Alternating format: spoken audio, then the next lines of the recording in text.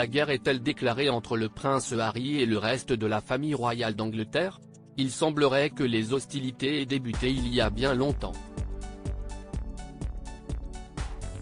Dans son livre Spare, qui sortira le 10 janvier 2023 mais a déjà fuité par erreur en Espagne, le duc de Sussex explique effectivement que son épouse, Meghan Markle, a tout simplement été bannie du château de Balmoral le soir de la mort de la reine Elisabeth II. Le 8 septembre dernier, alors que Buckingham Palace annonçait que l'état de la souveraine était alarmant, tout le monde s'était précipité dans sa direction en urgence.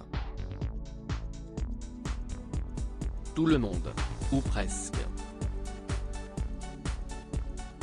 Ne parle plus jamais d'elle comme ça, comme il le rappelle dans ses mémoires. Le prince Harry devait, à ce moment-là, assister à la cérémonie des Rothschild Awards à Londres avec sa femme quand il a décidé d'annuler pour prendre l'avion.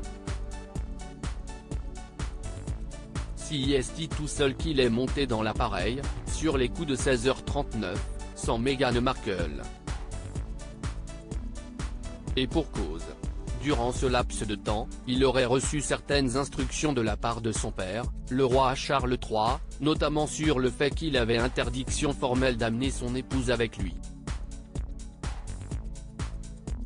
Ne parle plus jamais d'elle comme ça, aurait alors dit, à son père, le duc de Sussex.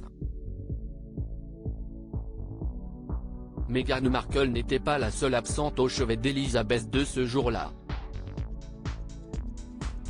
Alors que le prince William était arrivé en trombe en Écosse, Kate Middleton était restée à la maison pour s'occuper de George, 9 ans, Charlotte, 7 ans et Louis, 4 ans.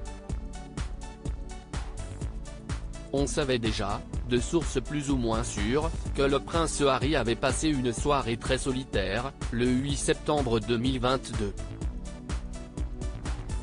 Il était privé de sa femme, Meghan Markle, mais il aurait aussi été exclu de la table de son père et de son grand frère lors du dîner.